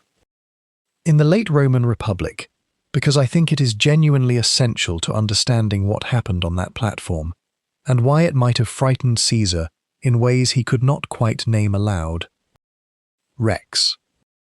King, 16 letters in English, 3 in Latin, and in Rome, in the 1st century BCE, that word carried a weight that is difficult to convey to a modern ear. It was not simply a political title, it was closer to a curse word, a category of horror. Here is why. The Roman Republic had been founded, according to Roman tradition, in 509 BCE, through the expulsion of a king. His name was Lucius Tarquinius Superbus, Tarquin the Proud, and his expulsion was the origin story of everything the Republic held sacred. The founding of the consulship, the rejection of one-man rule, the insistence that power be shared, checked, limited, annual, all of it traced back to the decision to throw a king out. Roman children grew up with this story. Roman schoolboys wrote essays about it. Roman politicians reached for it every time they wanted to accuse a rival of dangerous ambition. To be called a king, to want to be a king, was, in Roman political culture, the deepest available accusation. It meant you wanted to destroy the Republic itself. This is the particular vertigo of Caesar's position in February of 44 BCE. He had already, to any observer willing to be honest about it, accumulated the power of a king. He was dictator perpetuo, without the time limit that previous dictatorships had carried. He controlled the armies, the treasury, the appointment of magistrates. He was deferred to by the Senate in ways that made a mockery of republican governance. He was, in everything that mattered practically, a king, and he could not be called one, not because of vanity or stubbornness, but because the word itself was politically lethal. To accept that title, to take the diadem, would be to give every senator who feared him, every man who resented him, every lover of the old republic, the single clearest justification they needed to act against him. Rex was not just a word, it was a permission slip. Back with Caesar now on that platform, in the noise and smoke and cold of the Lupercalia afternoon. The diadem was offered a third time. He refused it. The biographer Suetonius records that Caesar's discomfort during the episode was visible, that he seemed genuinely agitated, not merely performing reluctance. We cannot know for certain what was happening inside him, but it is tempting to wonder whether the fear was not simply political calculation, but something more unsettling, the strange vertigo of a man who has won everything and discovered, at the moment of his greatest triumph, that he cannot name what he has won, that the thing he has become has no acceptable word in the only political language he knows. He had seized power. He had crossed the Rubicon, fought the civil wars, defeated Pompey, been granted the dictatorship without end, and now someone was holding a crown toward him, and the crowd was watching, and somewhere in that moment, if the sources are to be believed, and they are imperfect sources, human sources, sources with their own agendas, he flinched. Not Caesar the general, not Caesar the orator or the writer or the political strategist. The man behind all of those performances, the one who did not quite know what came next. The morning of the 15th of March, 44 BCE, begins like any other Roman morning, which is to say it begins in darkness, in the particular close darkness of a house that has not yet decided whether to wake. The air carries the cool of early spring, still carrying winter's edge, and somewhere in the upper rooms of Caesar's house on the Sacred Way, a woman is dreaming badly. Calpurnia, Caesar's wife, wakes before dawn. The sources agree on this much. Plutarch records that she cried out in her sleep, that she dreamed. The exact content of the dream varies slightly by source, but Plutarch's version has her holding Caesar's murdered body in her arms. Suetonius gives a slightly different account, that the gable of their house collapsed in her dream, that Caesar was stabbed and fell into her lap. The details differ. The shape of the thing does not. She wakes into the darkness with the specific bodily panic of a dream that has not quite let go, the kind that leaves you uncertain for a few seconds which world is real, the one inside the sleep or this one, the pre-dawn chill of a Roman bedroom, the weight of linen, the smell of lamp oil, the sound of the city beginning, somewhere, to stir. She asks Caesar not to go to the Senate that day. He listens to her. This is worth pausing on. The fact that he listens, that Suetonius records he was inclined, at least initially, to stay home. He considers it. He considers postponing the Senate session, and then something shifts, or someone shifts it. I want to be honest with you about something, because I think this moment, this particular hinge of a morning, is one of the most genuinely haunting in all of ancient history. Not because of what happens next, which we know, but because of what Caesar might have known, what he may have half known. And the question that follows from that, the one that has no clean answer, if some part of him understood what was coming, why did he go? Let me step back for a moment and tell you something about Roman haruspicy, because I think you'll find it genuinely surprising, and because you cannot understand the weight of the warnings Caesar received without understanding how seriously Rome took them. A haruspex was a diviner, a trained religious specialist, drawn originally from Etruscan tradition, whose particular role was reading omens from the entrails of sacrificed animals, the liver above all. Roman haruspices examined the liver of a sacrificial animal and interpreted its appearance, its lobes, its texture, the presence or absence of certain structures, as messages from the divine about the state of affairs, public and private. This sounds, from where we stand, like ritual at the margins of power. It was not. It was integrated into Roman public and political decision-making at the highest levels. When a Roman commander was about to engage in battle, a haruspex was present. When the Senate was considering a major action, omens were consulted and interpreted officially. The haruspex was not a fringe figure. He was a credentialed professional whose readings had genuine political weight. Spurina was Caesar's haruspex, and Spurina had warned Caesar, weeks before the Ides of March, to beware the period up to and including that date. The phrase most commonly associated with this warning, beware the Ides of March, comes to us through Shakespeare, but the underlying historical event is documented. Plutarch records that a haruspex had warned Caesar of danger within a span of days that ended on the 15th of March. Suetonius similarly records the soothsayer's warning. The detail that has always stayed with me is the morning of the Ides itself. Caesar reportedly saw Spurina in the crowd as he made his way to the Senate and said something along the lines of, and I am paraphrasing documented ancient accounts here, not fabricating, that the Ides of March had come. Spurina's response, according to Suetonius, was that they had come, but they had not yet gone. There is also the matter of the sacrifices performed that morning. Before Caesar left his house, entrails were examined. The first animal's liver was found to be malformed, a terrible omen, one of the worst a haruspex could observe. More animals were sacrificed. The omens continued bad. Suetonius records this. Plutarch records this. Caesar chose to go to the Senate anyway, reportedly saying, according to Suetonius, something to the effect that he would not stay at home for every bad omen, that it was preferable to act. The phrase, as Suetonius renders it, suggests impatience with the ritual's conclusions, or something that wants to look like impatience. The historian Adrian Goldsworthy has noted that Caesar had spent years projecting exactly this kind of fearless pragmatism, the commander who does not flinch, who does not turn back, who does not let circumstance or superstition slow him. It was the posture of a lifetime. But I find myself wondering whether what looked like impatience on the Ides of March was actually something quieter and harder to name. And then there is the note. This is the detail I have been saving, because I think it is the one that settles something in me, the one that I cannot stop returning to when I think about what Caesar knew and what he chose not to know.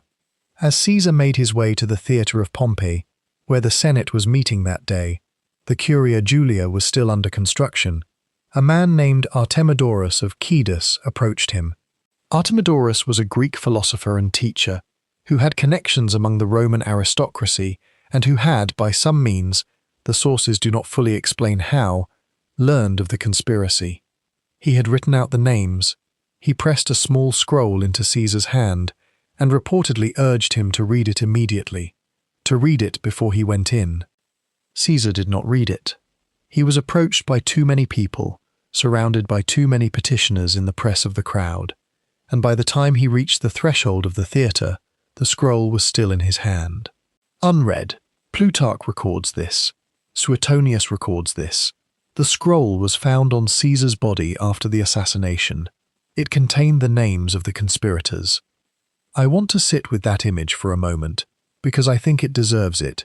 A man walking through a Roman crowd in the early spring sunshine, the smell of the street, the noise of the city, the press of bodies, someone's voice in his ear, someone else reaching for his arm, holding a piece of papyrus, the weight of it almost nothing, the slight texture of it against his palm, the rolled edge of it, the cord perhaps still around it, and inside it the names of the men who will kill him.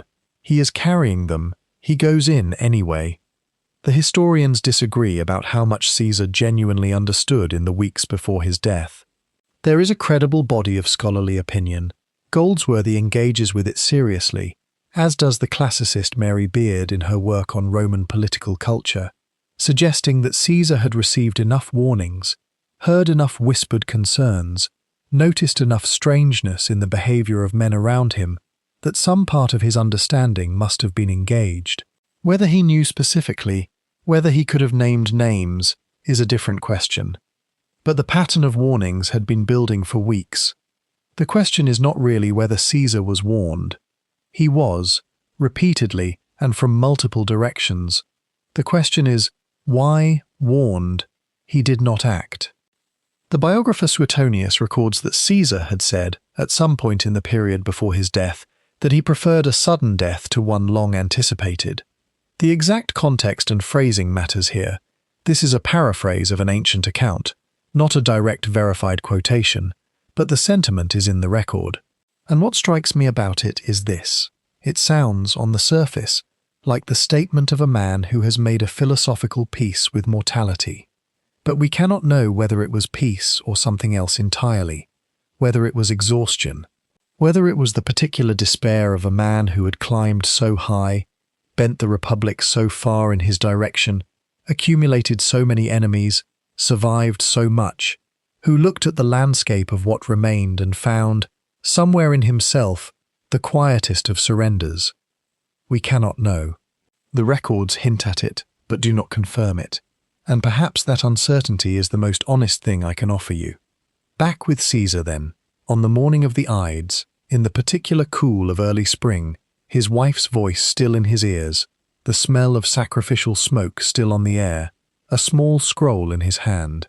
He walks toward what is coming. He does not open it. He goes in. There is a name Caesar spoke more carefully than others, not with less frequency, with more care. The way a person handles something they are afraid to drop. Marcus Junius Brutus. The narrator voice settles into the room of March 44 BCE, and the room is cold in the particular way that enclosed stone spaces are cold, even when the day outside is mild. The Curia of Pompey, the meeting hall attached to the great theatre complex that Pompey the Great had built, and that Caesar himself had come to use for Senate business while his own Curia was being rebuilt, smells of cut stone, and the oil from the torches that have been burning since morning, and something underneath that, something animal and human, the smell of men standing close together, wool cloaks, breath, the faint iron note of nerves. The ceiling is high enough that voices lose their edges in it. When Caesar enters, the senators rise. Their movements make a sound. Fabric, sandal leather on stone, the collective exhale of a room adjusting itself for a powerful man's presence. He has come in late. He almost didn't come at all. I want to sit with that detail for a moment, because I think it matters more than it might seem. On the morning of the Ides of March, Caesar had, by several accounts, been unwell, or had been warned. The augur Spurina had cautioned him weeks earlier about this specific date, and on the morning itself, his wife Calpurnia had reportedly begged him not to go. Suetonius records that Caesar was initially inclined to stay home. It was Decimus Brutus, one of the conspirators, a different Brutus from the man we are about to discuss, which is one of history's more painful coincidences, who came to the house personally and persuaded him otherwise, gently, warmly, as a friend. And Caesar went. There is something in that choice worth sitting with, not for now, for the next section, but I wanted you to know it was a choice. He went because someone he trusted told him it was fine to go. Marcus Junius Brutus had fought against Caesar. That is the place to begin, because it makes everything that followed stranger and more tender. In 49 BCE, when Caesar crossed the Rubicon and civil war became unavoidable, Brutus had sided with Pompey, Caesar's enemy, the man who had once been his ally and had since become the rival whose defeat would consume years of Caesar's life. This was not a neutral choice. This was Brutus looking at two men and deciding which Rome he wanted to live in. He chose the Republic over Caesar, quite literally. And then Pompey lost, and Caesar won, and Caesar issued a pardon. Not just for Brutus, for many men who had fought against him. Caesar's policy of clemency, clementia, was partly political strategy, and partly, the biographer Adrian Goldsworthy has argued, a genuine reflection of Caesar's temperament. He seems to have preferred winning men over to hunting them down, but with Brutus, the clemency was particular. It was warm. It was, by the evidence available to us, something closer to affection than policy. Caesar made Brutus governor of Cisalpine Gaul. He elevated him in 44 BCE to the praetorship, a significant public office. He kept him close. He corresponded with him. He sought his company. Cicero, who was watching all of this and recording it in letters that have survived, noted something about how Caesar spoke of Brutus. There was a quality to it. Cicero himself was writing to Atticus in the late 40s about Brutus, about his political position and Caesar's obvious interest in him, And the picture that emerges is of a man, Caesar, who had made room in his regard for someone who had once, actively, worked for his defeat. Let me tell you about the name itself, because I think you will find it genuinely surprising, and because the conspirators understood something about it that made Brutus not just a participant in what happened, but a symbol, perhaps the central symbol. Marcus Junius Brutus was descended, or believed himself to be descended, from Lucius Junius Brutus. And Lucius Junius Brutus was not simply an ancestor, he was the founder of the Roman Republic. In 509 BCE, 6 centuries before the events we are describing, Lucius Junius Brutus had led the revolt that expelled Tarquinius Superbus, the last king of Rome. He had founded the consulship. He had built the governing structure that gave Rome its identity for 500 years. In Roman memory, and Roman memory was long and precise and politically charged, Brutus was the name that meant, we do not have kings, we are not a monarchy. That is what this name carries. So when Marcus Junius Brutus walked into the Curia of Pompey on the Ides of March, he was not merely one senator among 23 conspirators. He was his name. He was his ancestors' act, replicated 6 centuries later, and the conspirators knew this.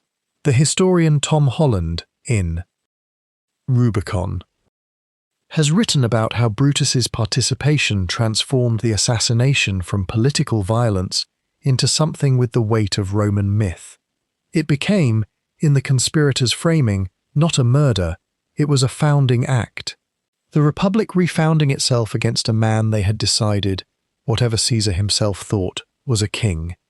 Caesar, who understood Roman symbolism as well as anyone alive, would have understood this too. Back with Caesar now. Back in that room. The question historians have returned to, and cannot finally answer, is whether Caesar knew. There is ancient testimony, Suetonius records it, and Plutarch circles it from different angles, that Caesar had received, or been offered, information about the conspiracy. A man named Artemidorus of Cnidus, a teacher of Greek, who apparently had connections among some of the conspirators' social circle, had written Caesar a note listing names. He tried to press it into Caesar's hand as he walked to the theatre. Caesar, receiving many petitions, took it, but did not read it. It was found on his body afterward, still folded. And then there is the matter of Brutus specifically. We cannot know what Caesar knew about Brutus's involvement. The evidence does not give us that. What we do know is that Caesar had been warned about the date. He had been warned, more generally, about enemies, and he had received word, in some form, about a conspiracy, and had not acted on it with the urgency one might expect from a man who took threats seriously. The biographer Goldsworthy has noted this and found it genuinely puzzling. Here was Caesar, who had survived decades of political danger through decisive action, through intelligence networks, through a near supernatural capacity for identifying threats before they reached him, and in the final weeks of his life, he seems to have moved slowly, or not at all. One possible reading, and it is only a reading, a temptation, not a certainty, is that knowing about the conspiracy and knowing that Brutus was part of it may have felt, to Caesar, like 2 different problems. The conspiracy he might act on. Brutus, the man he had pardoned, elevated, corresponded with, trusted after having every reason not to. Brutus may have been something his political mind could not comfortably file under threat. We can imagine, carefully, what it might have been like to look across that room and see Brutus's face among the faces moving toward him, not with certainty, but with the particular quality of imagination that historical evidence sometimes earns. The ancient sources record that Caesar, as the blades came, pulled his toga over his head and arranged it around his legs with his other hand so that he would fall with dignity. He was still adjusting the fabric. He was still, in that final motion, managing how he would be seen. But Suetonius also records a moment, just a moment, when Caesar saw Brutus among the men closing in and stopped struggling. The text does not tell us what was in his face. History is quiet on the face. What we can say is that Caesar, who had a response to almost everything, seems to have had nothing left to say to this particular betrayal. Not rage, not accusation. Something quieter than both of those things. Something that looked, from the outside, almost like recognition. The morning of the Ides of March, 44 BCE, was cool and clear. That much the ancient sources agree on. Rome in mid-March sits at the edge of spring, the air still carrying the memory of winter, the light beginning to lengthen, the city smelling of stone and river water, and the particular sharpness of early morning markets setting out their goods along the forum's edge. Caesar had not slept well. This is recorded. Suetonius tells us that Caesar's wife, Calpurnia, had cried out in her sleep and woken in distress, and that Caesar himself had lain awake in the hours before dawn in a room where the doors and windows had blown open on their own, or so the account goes, already wrapped in the omen language that Roman historians could not resist applying to the deaths of great men. Whether or not we believe the doors, we can believe the sleeplessness. The body often knows things the mind refuses to process, and Caesar, by the evidence of his final weeks, had been given warnings enough to stock a lifetime of sleepless nights. He went to the theatre of Pompey anyway, to the meeting of the Senate. Down the streets of Rome he had remade and renamed and filled with his own image. I want to sit with that for a moment before we reach the room itself, because I think there is something in the choice, if it was a choice, that gets to the centre of everything we have been sitting with in this story. There is a remark attributed to Caesar in Suetonius that I have been saving for this moment. Suetonius writes that when Caesar was asked what kind of death he would prefer, he said, "Sudden."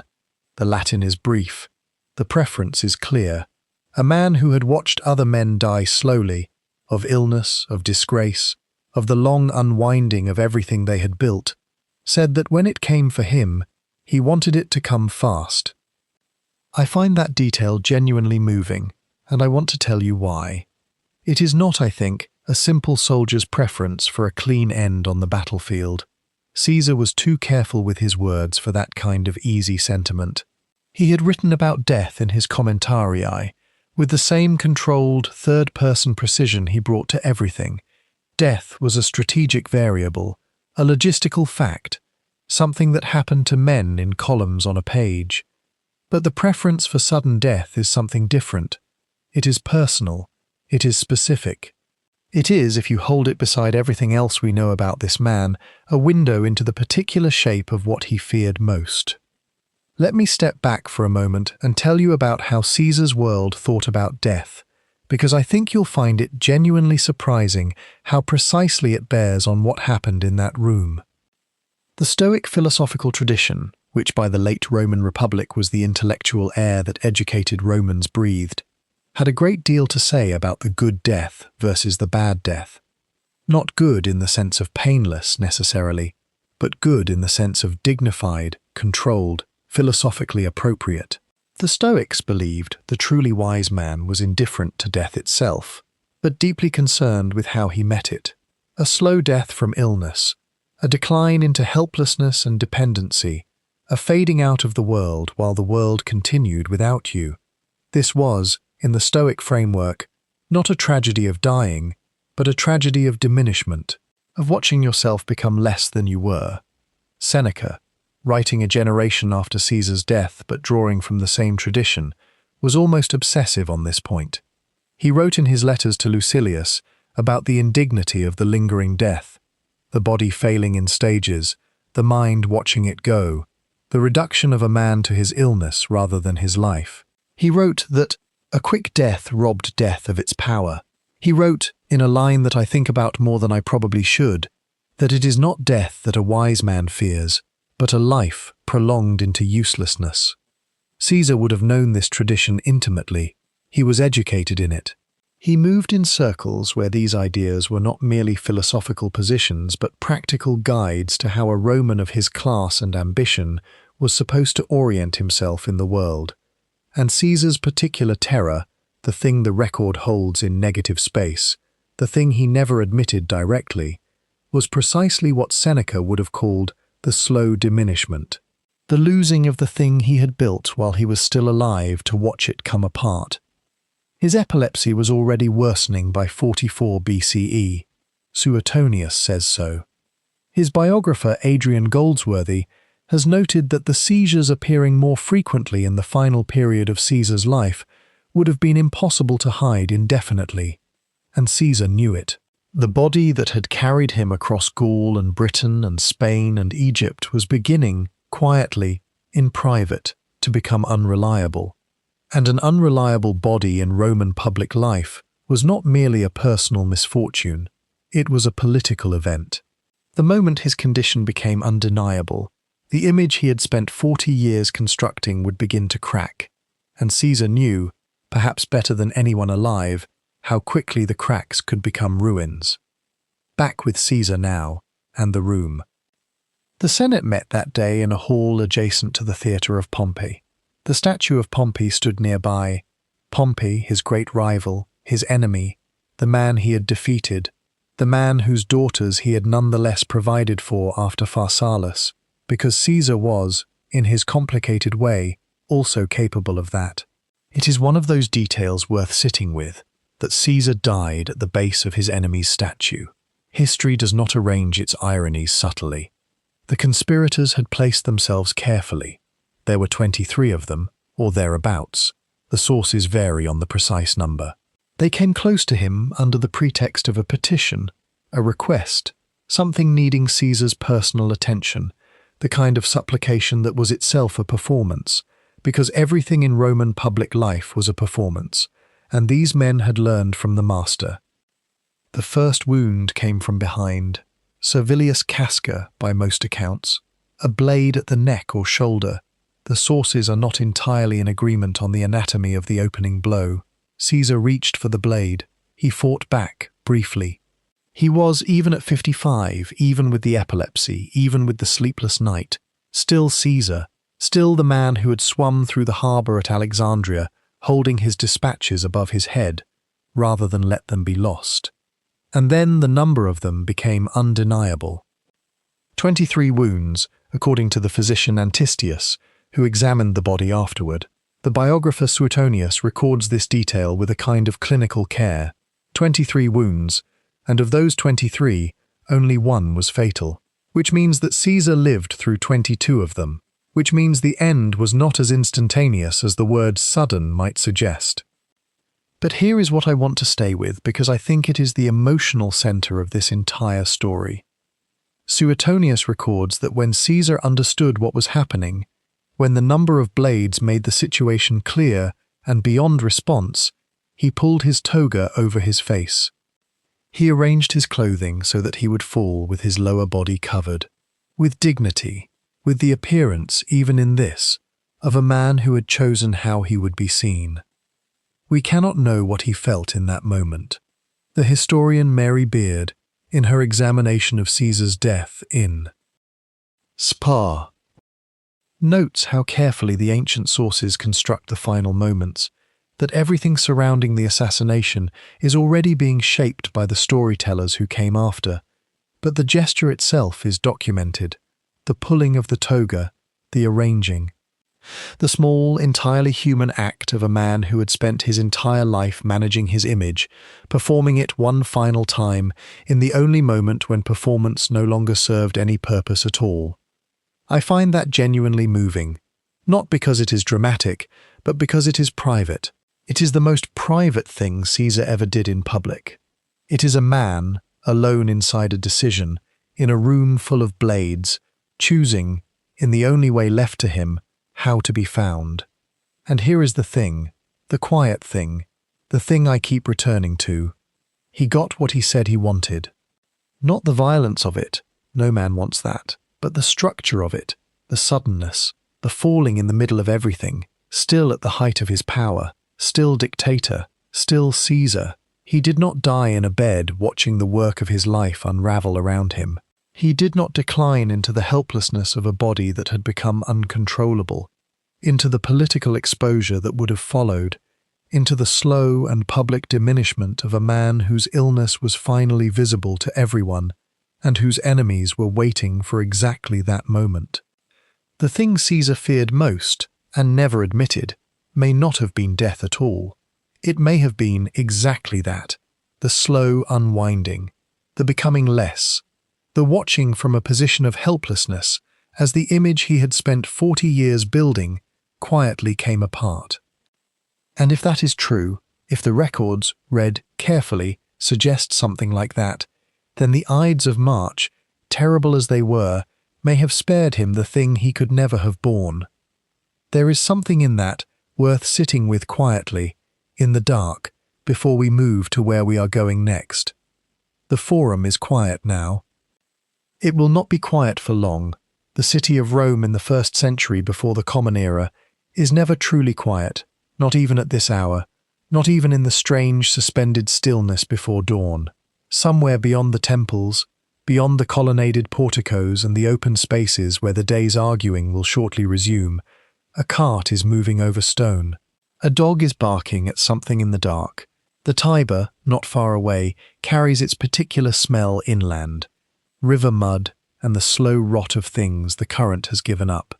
But here, in the Forum itself, in the space between the temples, there is a particular quality of silence that belongs only to the hours before first light. The great stones hold the cold of the night. The air above them holds the dark. And somewhere in that darkness, if you look up through the gaps between the rooftops, the stars are still visible, small and very old, and completely indifferent to what is about to happen on the ground below them. This is the night of the 14th of March, 44 BCE. By this time tomorrow, the Forum will be transformed, the world will be transformed. But for now, the stones are cold, the stars are there, and the city breathes in its uneven sleep. And somewhere across the city, in a house on the Quirinal Hill, Gaius Julius Caesar, Dictator Perpetuo, conqueror of Gaul, the most powerful individual the Roman world had ever produced, is, in all probability, also awake. I want to sit here with you for a moment before we move forward, because I think this is the part of the story that matters most, and I want to make sure we come to it slowly. We have spent a long time, across this video, building a portrait of Caesar's fears.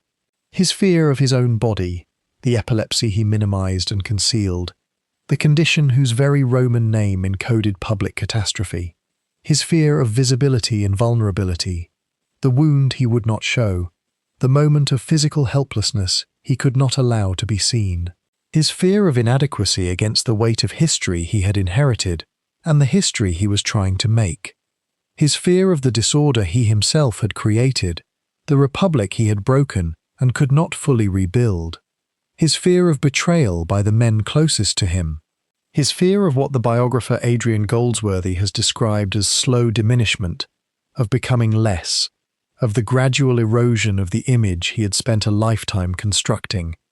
And underneath all of it, running like cold water beneath the stone floor of everything he built, the fear of a particular kind of death.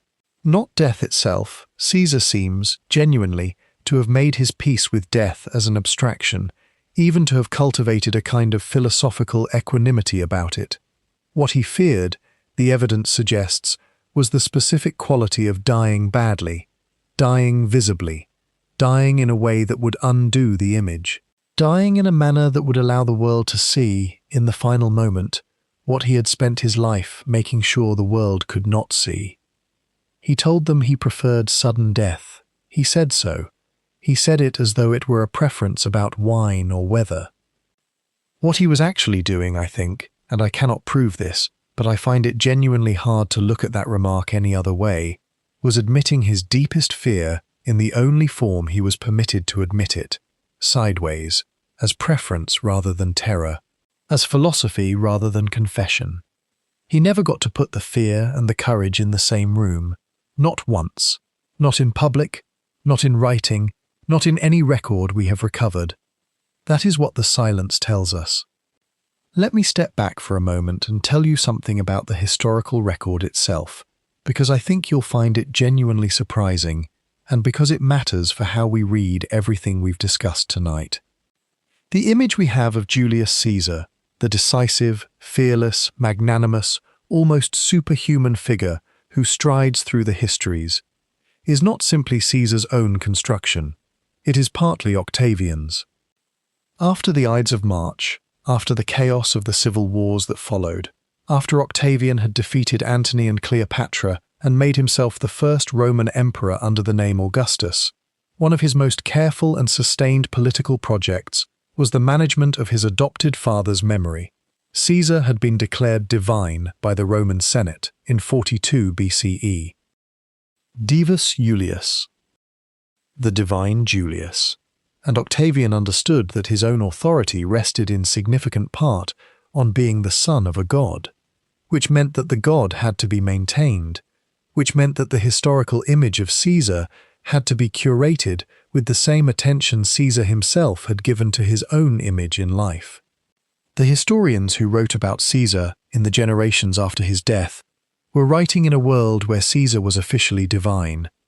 The biographers who came later, Suetonius, writing perhaps 150 years after the Ides of March, Plutarch writing roughly the same period, were working from sources that had already been filtered through that transformation. Some of those sources were sympathetic, some were hostile, but all of them were writing about a man who had become, by the time they wrote, something more than a man in the official account of Roman history. The scholar Mary Beard, in her work, Spucker, A History of Ancient Rome, has noted that Caesar is simultaneously one of the most documented individuals of the ancient world and one of the most carefully managed. We have his own writings, the Gallic Wars, the Civil War, which are extraordinary documents of self-presentation. We have Cicero's letters, which give us glimpses of Caesar that Caesar did not write himself. We have Suetonius and Plutarch and Cassius Dio, but we are always reading through layers. We are always reading a man who was also an image, and then an image that became a god, and then a god whose image was managed by an emperor who needed him to remain divine. The gaps in that record, the fears Caesar didn't write about, the moments he didn't record, the private interior that the public construction was designed to conceal, are not accidental. They are the shape of the project. The silence is not empty, it is structured. It tells us, in its particular negative way, exactly what Caesar needed us not to know. Back now, in that forum, in that cold before dawn, the stones of the forum say nothing, as stones do. The temples hold the dark without complaint. The stars above the rooftops are the same stars that were there before Rome was built, and they will be there after Rome is dust, and they offer no commentary on what is happening below them. But something in the particular quality of this night deserves a moment of genuine stillness. Here is what we know. A man who had been afraid his whole life of being seen as afraid will, in a matter of hours, walk into a room where more than 20 men are waiting with knives. He will have been warned. He will have had the warnings in his hand. He may have sensed in some part of himself that he never consulted officially that something was coming. The biographer Suetonius lists the omens and portents with a kind of bewildered accumulation, as though even he could not quite believe how many warnings were ignored. Whether Caesar ignored them out of courage, or fatalism, or that peculiar kind of exhaustion that comes from spending decades performing fearlessness and finding, at the end, that the performance has become the only thing holding the shape of you together, we cannot say for certain. What we can say is this: he walked in, he sat down, he was surrounded, and when the blades came, he did what he had always done, which was to make sure that what the world saw was not the fear, but the gesture that covered it. Suetonius tells us he pulled his toga over his face as he fell. Plutarch says he arranged his robe so that he would fall with dignity. The toga, finally still, the fabric settling over what it had always covered. I find this genuinely moving, and I have found it more moving the longer I have sat with it. Not because Caesar was a saint, he wasn't, not remotely. Not because his fears excuse what he did, the blood of the Gallic Wars, the breaking of the Republic, the consolidation of power that made the next 5 centuries of autocracy possible. History is not a court. We are not here to acquit or convict. I find it moving because it is, Underneath all the marble and all the legend and all the careful management of image across 2,000 years, a human story. A man who was genuinely great and genuinely afraid, and who never found a way to let those two things coexist. A man whose courage was real. It was real, the record is clear about that. And whose fear was also real, and who lived in a world and built an image that made it impossible for those two realities to occupy the same space. Most of us will never conquer Gaul. Most of us will never be stabbed on the steps of a theatre by our closest colleagues. Most of us will live and die in a scale that history will not record. But the performance of fearlessness, the management of what we show and what we conceal, the careful construction of an image that keeps the vulnerable interior out of sight, that is not a Roman thing. That is not a Caesar thing.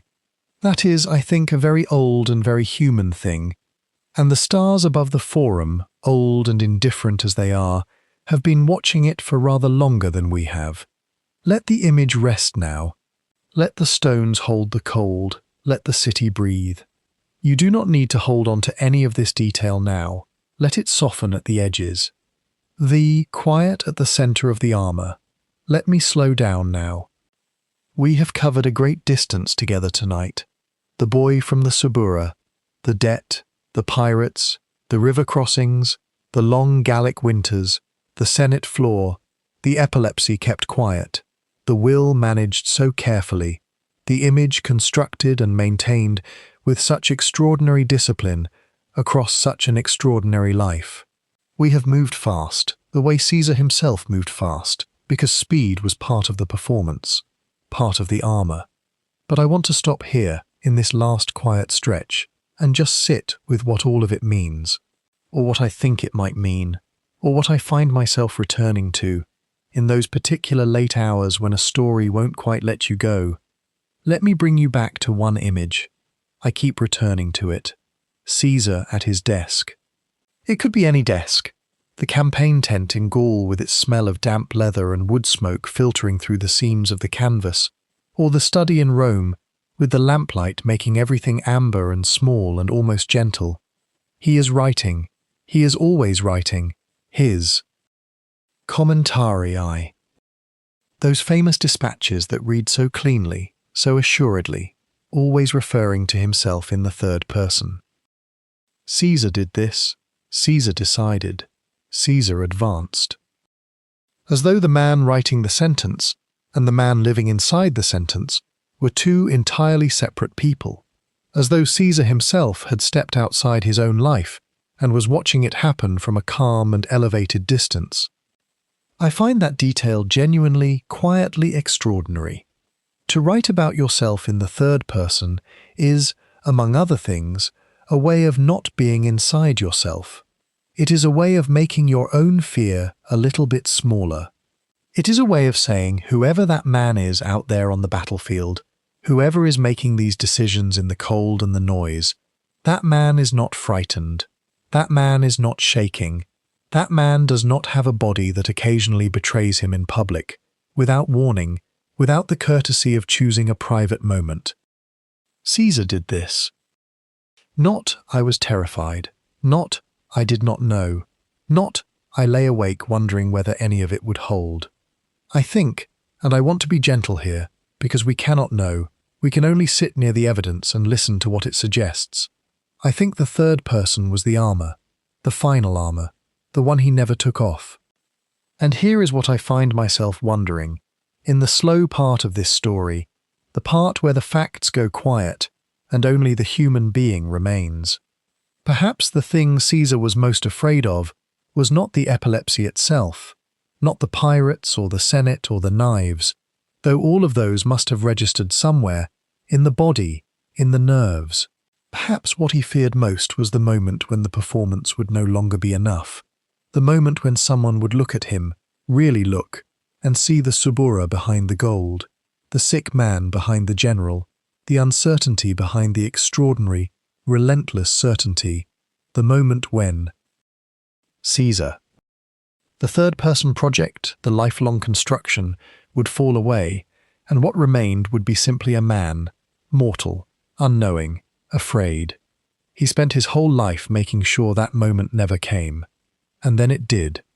On the Ides of March, in the theatre of Pompey, in front of men he had pardoned and trusted and misread, and in that moment, whatever he felt, whatever crossed through him in those final seconds, he pulled his toga over his head and drew it down across his face, as though even then, even at the very last, he was choosing not to be seen.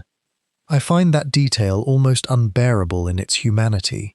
I think about it more than I probably should. You do not need to hold on to any of that now. You do not need to carry the details forward into sleep. Let them soften. Let the toga fall, and let the image go quiet, and let the lamplight in the tent slowly dim to something warm and dark and still. Whatever your own evening has held tonight, whatever you have been carrying, whatever the day required of you that you would rather it hadn't, you can set it down now. Here, in this last slow stretch of someone else's ancient, complicated, genuinely human life. You have permission to let it all go soft at the edges. The desk is empty, the stylus is still, the lamp is low. Outside, Rome is breathing in the dark, and the Tiber is moving through the city the way rivers always move, quietly, indifferently, and with great patience for everyone who has ever stood on its banks afraid. That is enough for tonight. Sleep well, friend, wherever you are.